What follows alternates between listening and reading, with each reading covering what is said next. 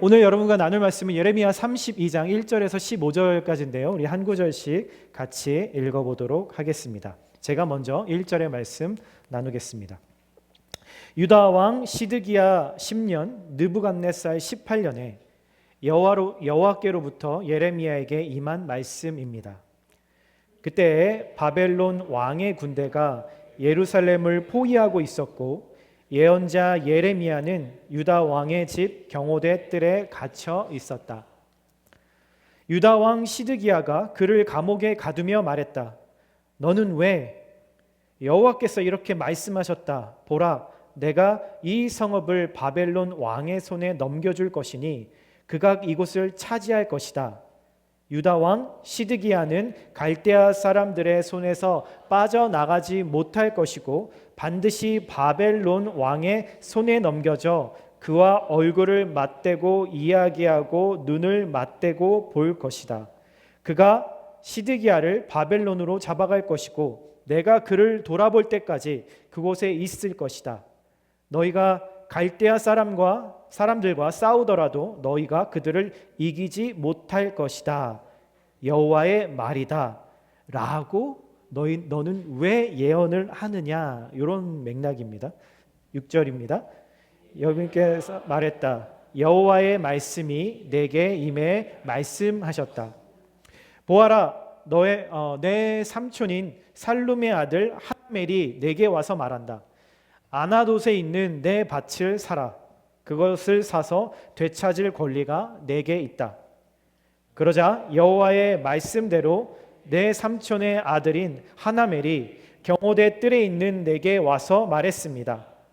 베냐민 땅 아나돗에 있는 내 밭을 사라. 그 상속권이 내게 있고 그것을 사서 되찾을 권리가 내게 있으니 내가 사라. 이것이 여호와의 말씀인 것을 내가 알았습니다. 그래서 내가 내 삼촌의 아들인 하나멜에게서 아나돗에 있는 밭을 사고 그에게 은 17세겔을 달아 주었습니다. 내가 증서를 써서 봉인하고 증인을 세우고 저울로 은을 달아 주었습니다.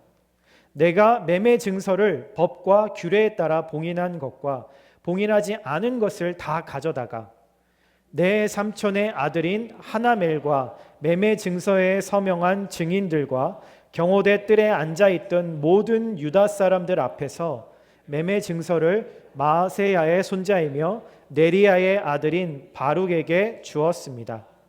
그들 앞에서 내가 바룩에게 명령했습니다. 이스라엘의 하나님 만군의 여호와가 이렇게 말한다. 이 증서들, 즉 봉인한 증서와 봉인하지 않은 증서를 가져다가 토기 안에 담아서 오랫동안 보관하여라. 같이 읽을까요? 이스라엘의 하나님 만군의 여호와가 이렇게 말한다. 사람들이 이 땅에서 집과 밭과 포도밭들을 다시 사게 될 것이다. 아멘. 네, 오늘 말씀의 제목은 소망은 대가를 필요로 합니다 라는 제목입니다. 주변에 가끔 저희가 일상을 살다 보면은 가끔 주변에 일어나는 일들을 보면서 그런 생각을 속으로 혼자 할 때가 있죠. 이건 미친 짓이야 라고 그렇게 혼자 생각하고 판단하는 경우들이 있습니다. 왜 그렇게 확신에 차서 우리가 비판적인 말들을 하게 될까요? 그건 아마도 내 생각에 빗대면 그 일이 합리적이지도 않고 이성적이지도 않고 그리고 나에게 아무런 유익이 일어날 것 같지 않고 또 중요한 것은 절대로 일어나지 않을 것 같은 불가능한 일이 있을 때 우리가 이런 생각을 하게 되는 것 같아요. 그런데 하나님이 우리에게도 도무지 이해가 되지 않는 일들을 요구하실 때가 있다라는 얘기죠. 오늘 예레미야서 우리가 이렇게 아직 내용들을 다 이렇게 이해하시지는 못할 수도 있지만 우리가 이 32장의 말씀을 읽으면서 누가 봐도 예레미야에게 이거는 도저히 불가능한 일이야. 이건 미친 짓이야 라고 생각할 만한 일들을 하나님이 예레미야에게 지금 요구하고 있는 장면을 우리가 묵상하게 됩니다.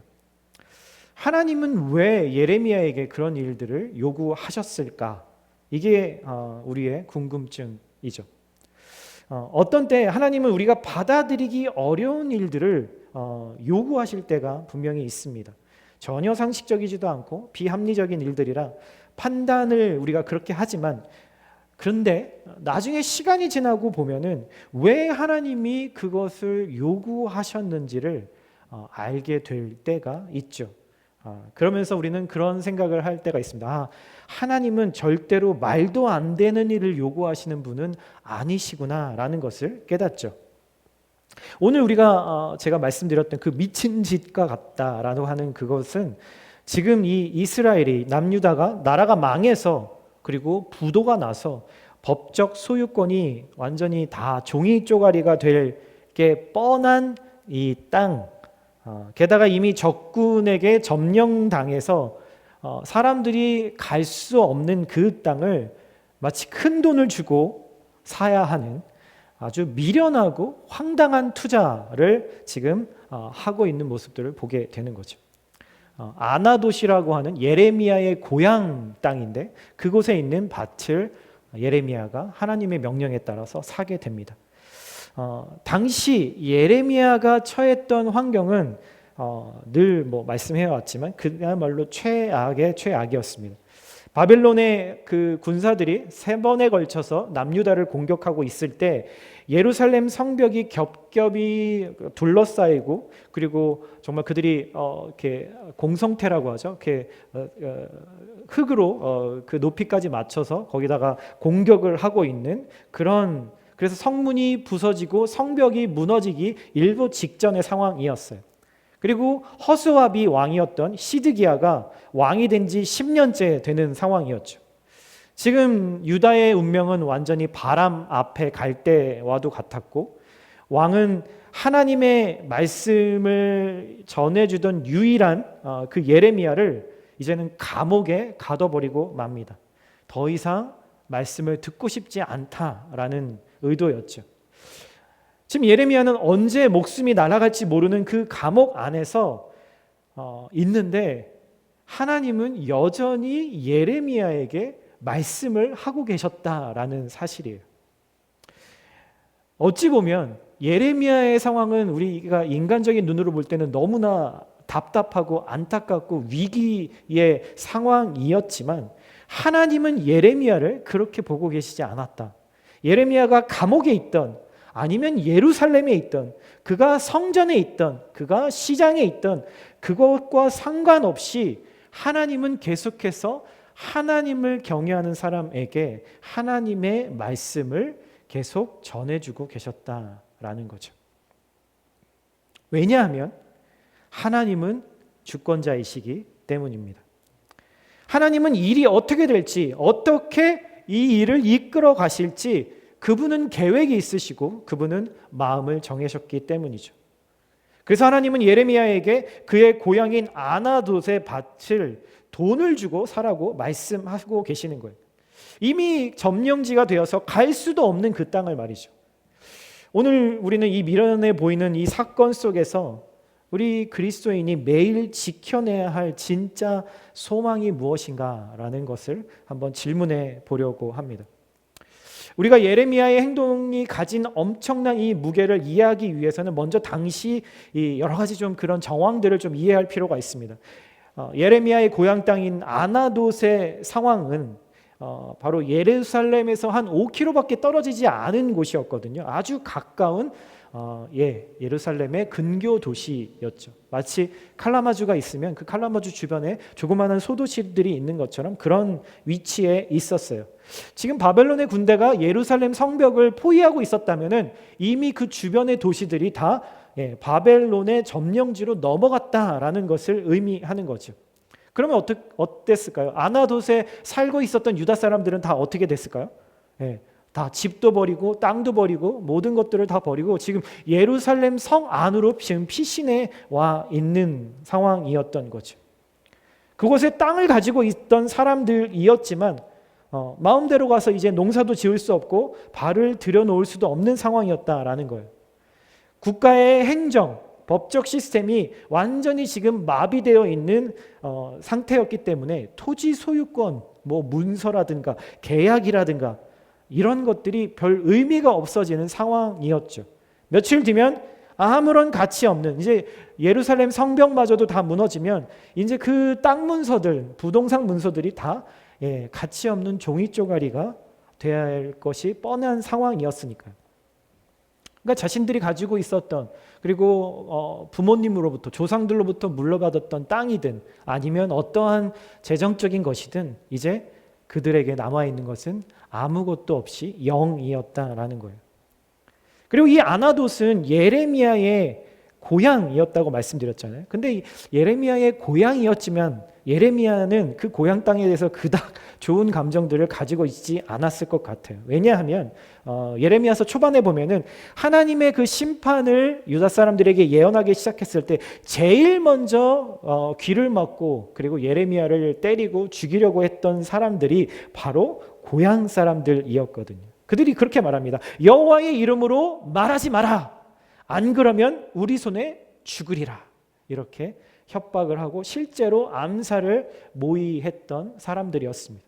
그러니까 고향 땅에서도 환영받지 못하고 예레미야는 상처를 받았던 그런 곳이었죠. 바로 그 타이밍에, 지금 바로 그 타이밍에 예레미야의 사촌인 하나멜이 라는 그런 사람이 감옥에 갇혀 있는 예레미야를 찾아온 거예요. 이 하나멜이라는 사람 잘은 모르지만 아주 영리하고 현실적인 사람이었던 것 같아요. 전쟁통에 이 아나돗에 있는 자신의 그 밭이 완전히 무가치해질 뻔해지니까 얼마나 속이 상하고 마음이 무너졌겠어요. 자기가 가지고 있는 대부분 터전을 다 잃어버리는 거잖아요. 그렇게 속이 상하다가 문득 이 하나멜이라는 사람이 묘안을 하나 생각해낸 것 같아요. 율법에 보면, 구약의 율법에 보면 우리가 얼마 전에도 룻기를 보면서 기업 물을 사람이라고 하는 그 기업 물을 권리에 대해서, 율법에 대해서 배운 적이 있었는데 그 친족이, 가까운 그 가족들이, 친척들이 상황이 안 되는 그 친척의 경제적인 상황을 대신해서 갚아주면서 그 땅이 다른 사람에게 넘어가지 않도록 보호해주는 제도, 그게 바로 기업 물을 권리라고 하죠. 이것을 명분 삼아서 감옥에 gat혀서 이제 나올지 안 나올지, 살을지 죽을지도 모르는 그 사촌인 예레미야에게 이 가치 없는 땅을 떠넘겨야겠다라고 생각을 했던 거예요. 참 인간이 비정하죠. 저도 생각을 해봤어요. 아니 이게 상식적으로 투자의 개념으로 봐도 이거는 말도 안 되는 건데 어떻게 이 하나벨이라는 사람은 그게 될 거라고 생각을 하고 예레미야를 찾아왔을까? 물론 하나님의 다스림의 영역 가운데서 이런 일들이 일어났지만 사실 다른 사람 같으면 씨도 안 먹힐 이 계략을 선지자니까, 사역자니까, 예레미야니까 그는 그나마 말씀을 전하는 사람이니까 들어주겠지라고 하는 그런 생각으로 찾아왔는지도 모르겠어요. 겉으론 가문의 기업을 지키겠다는 속임수로 예레미야를 지금 찾아온 거죠. 오직 눈앞에 그 자신의 그 대가를 치르지 않기 위해서, 희생을 면하기 위해서 자신의 사촌을 이용하려는 그런 탐욕의 마음이었어요. 아나돗의 실제 상황은 이처럼 경제적으로 완전히 파탄되어 있었던 것뿐만이 아니라 하나님이 주신 유업을 빼앗긴 상황에서 그들은, 특히나 이 하나멜을 통해서 보는 상황은 우리가 정말 하나님이 주신 유업을 잃어버렸구나라고 하는 그런 자존심 혹은 거룩한 분노, 안타까움, 왜 이 상황이 이렇게 됐을까라고 하는 그런 회개의 마음도 없는 상태. 그죠? 누가 어떻게 되든, 저 집이 어떻게 되든, 저 집이 어떻게 되든 내 땅만 보상받을 수 있다면 무슨 짓이라도 하겠어 라고 하는 생각을 가지고 있었던 것 같아요.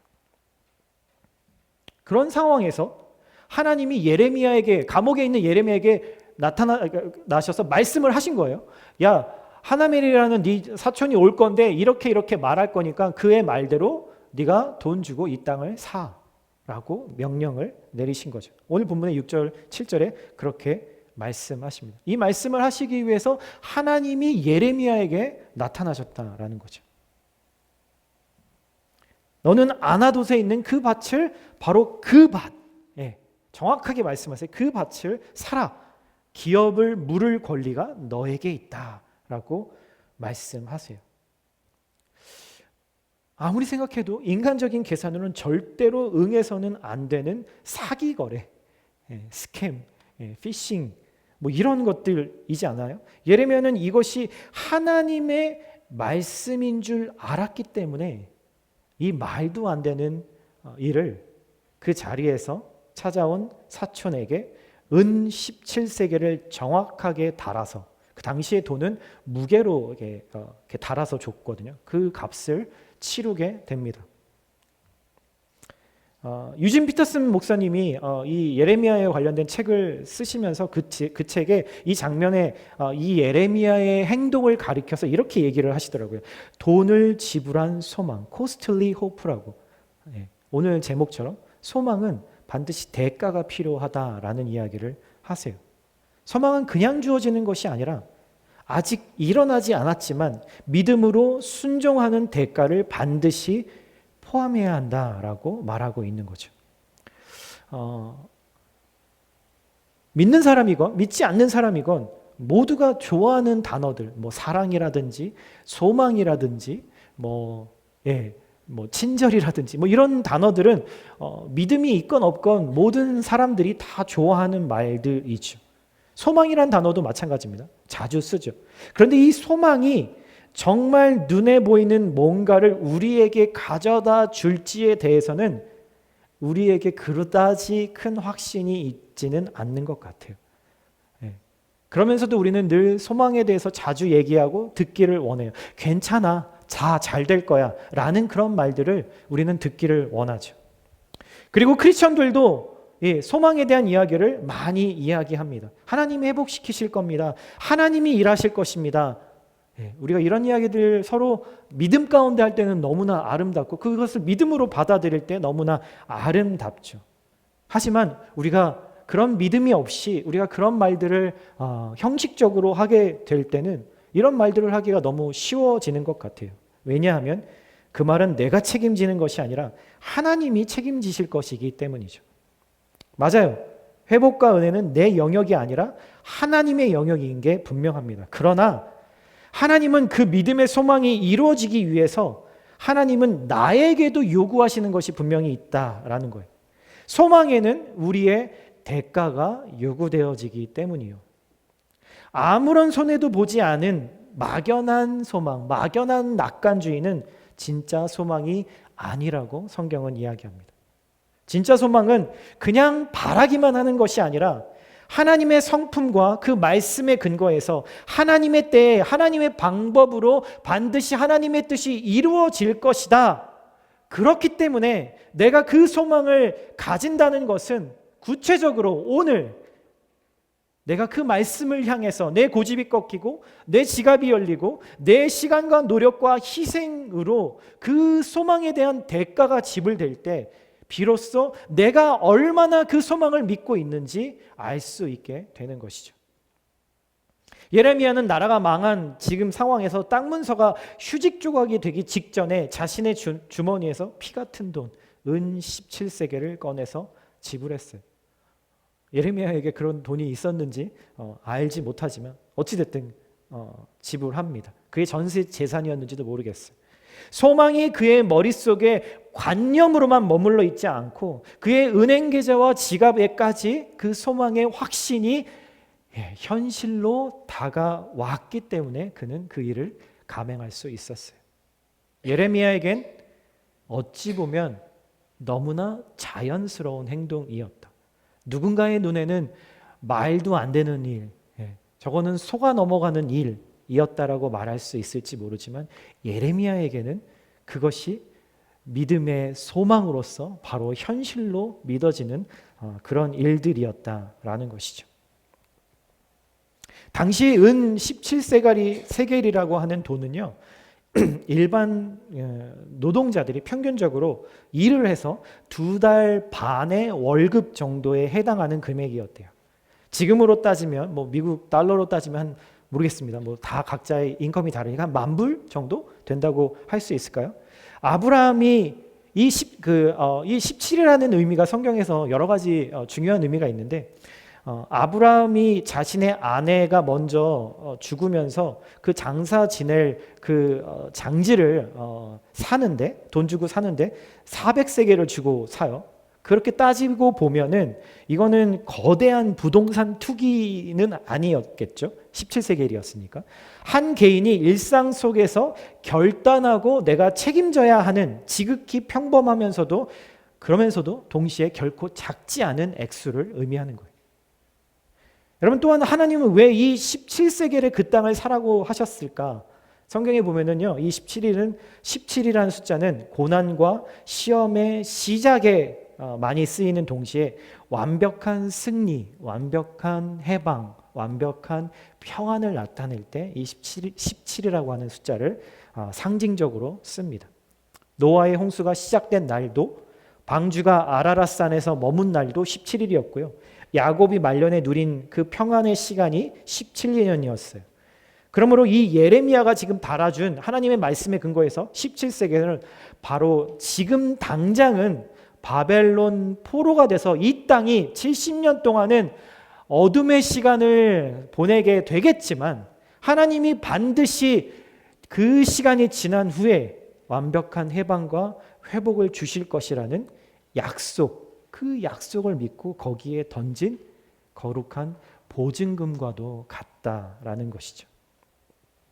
여러분, 보증금, 디파짓이라고 하는 거, 무언가를 완전히 내 소유가 되게 하기 위해서 제일 먼저 하는 적극적인 행동이잖아요. 그것이 내 것이 될 것이다 라고 하는 믿음이 없다면 우리가 왜 거기다 디파짓을 하겠어요?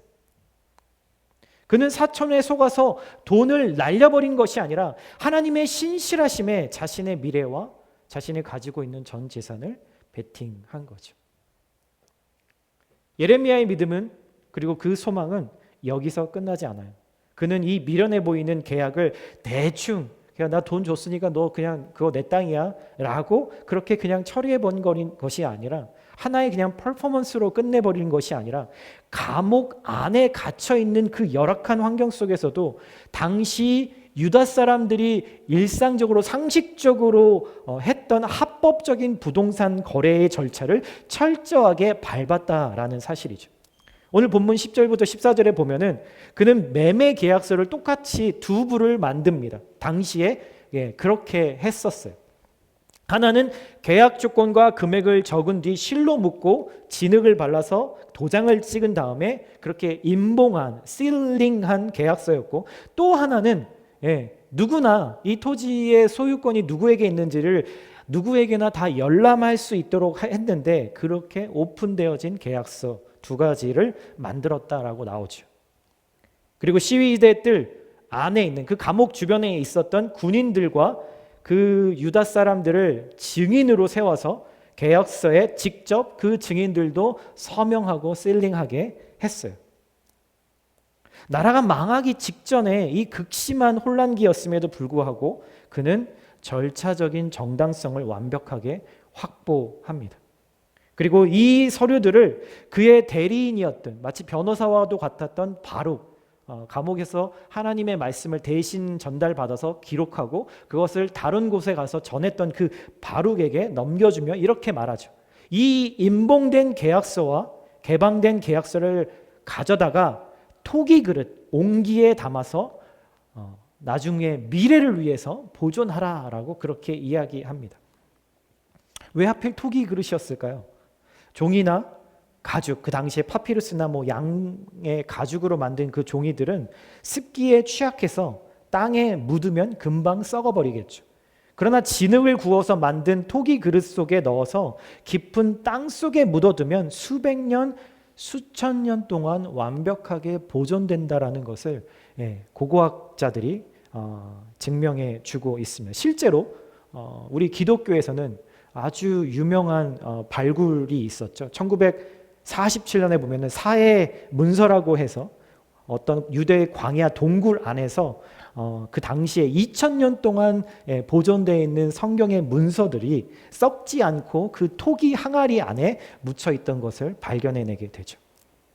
예레미야가 그 계약서를 토기 그릇에 담아서 땅에 묻었던 그 행위, 70년 뒤에 이 포로기가 끝나고 돌아올 다음 세대 후손들을 위해서, 자기는 그때까지 살 수 없어요. 그 유익을 받을 수 없지만 그 다음 세대 후손들을 위해서 그가 믿음으로 던졌던 바로 영적인 타임캡슐과 같은 것이었죠. 조상들이 바벨론으로 끌려가 다 죽고 세상의 주인이 몇 번씩 바뀌어도 실제로 그렇지 않습니까? 여러분, 바벨론이 망하고 페르시아가 또 오고 페르시아가 망하고 그 다음에 또 나라가 오고 결국 예수님의 그 시기까지 그 패권은 계속해서 바뀌어 가게 되죠. 그렇게 바뀌어도 70년 뒤 하나님의 약속대로 후손들이 이 땅으로 돌아와서 아나돗의 그 땅을 파내서 토기 그릇을 열었을 때 그 안에서 썩지 않은 땅 문서가 나오도록 한 거예요. 후손들이 그 계약서를 보면서 과연 하나님의 말씀대로 우리 조상 예레미야가 이미 대가를 지불하고 사둔 우리 가문의 땅이 맞구나. 그렇게 소유권을 당당하게 주장하게 될 미래를 마치 현실에서 보는 것처럼 예레미야는 믿고 있는 거죠. 세상의 왕들은 칼과 힘으로 역사를 지배하려고 하지만 감옥에 갇힌 하나님의 선지자는 토기 그릇과 땅 문서라는 일상의 소재들을 가지고 하나님의 거대한 미래를 역사 속에 지금 박아놓고 있는 거예요. 사랑하는 형제자매 여러분, 오늘의 이 말씀을 통해서 이 아나돗 밭의 매입 사건을 통해서 우리에게 던지는 질문은 이것일 거예요. 나는 세상이 끝난 것 같은 절망 속에서도 하나님의 약속을 믿고 오늘 나의 은 17세계를 소망하는 그 일에 투자할 믿음이 있는가? 이게 바로 오늘 본문을 통해서 우리 각자에게 주시는 질문이라고 생각합니다. 여러분, 우리가 살아가는 현실은 종종 바벨론 군대에게 짓밟혀서 다시 돌아가 누릴 수 없는 것 같이 보이는, 소망 없어 보이는 때가 참 많을 때가 현실입니다. 위태위태한 인간관계들, 도무지 회복될 기미가 보이지 않는 우리 자녀들의 문제, 어떻게 될지 모르는 일터와 내 삶의 비전들의 문제들, 앞에서 세상도 내 자신도 나를 향해서 이렇게 말할 때가 참 많죠. 맞아, 그곳엔 소망이 없어. 이제 다 끝났어. 손해보는 짓 하지 마. 아마 이런 생각을 그런 상황에서 우리가 하곤 합니다. 사촌 하나멜처럼 내 절망을 이용해서 이득을 취하고 나의 마음을 상처와 나락으로 보내려는 그런 어둠을 가진 사람들이 가득 차 있는 것이 세상 같아 보일 때가 있죠. 그러나 진짜 하나님과 발맞추어서 달리는 성도는 마치 말과 함께 달려가는 그 성도는 우리 앞에 놓여 있는 그 황폐함에 속지 않습니다. 비록 지금 내 몸은 감옥 같은 현실에 갇혀 있을지라도 우리의 영혼의 관점으로 미래를 바라보며 오늘 내가 지불해야 될 소망의 대가를 묵묵히 지불하는 것이 예레미야에게 말씀하셨던 그 말씀, 말과 함께 달리는 그리스도인의 삶인 것이죠. 말만 앞서고 대가를 지불하지 않는 가짜 소망을 우리 안에서 버려야 합니다. 오늘 내게 소망이 잘 보이지 않는 그 아나돗 같은 삶의 자리에서 하나님의 회복을 신뢰하며 정직한 예배의 대가를 지불하세요. 그럼 우리가 구체적으로 어떻게 할 수 있을까요? 여러분, 우리는 매일매일 하나님과 동행하며 기도로 하나님과 함께 그 계약서를 작성하고 용서와 사랑의 실천을 토기 그릇에 담아서 삶의 현장에 곳곳에 갖다 묻으세요. 우리가 오늘 믿음으로 지불한 은 17세겔의 순종은 결코 사라지지 않고 하나님의 때에 거룩한 회복의 열매로 우리에게 돌아올 줄 믿습니다. 이번 한 주간 소망을 끊어내리려는, 그리고 내 마음을 자꾸 바닥으로 가라앉히려는 이 어둠의 계략 한복판에서 당당히 하나님이 주신 말씀에 근거한 소망의 대가를 지불하면서 하나님의 말씀이 하나님의 때에 이루어질 것을 마치 내가 지금 보는 것인 양 받아들이는 저와 여러분이 되시기를 예수님의 이름으로 축복합니다.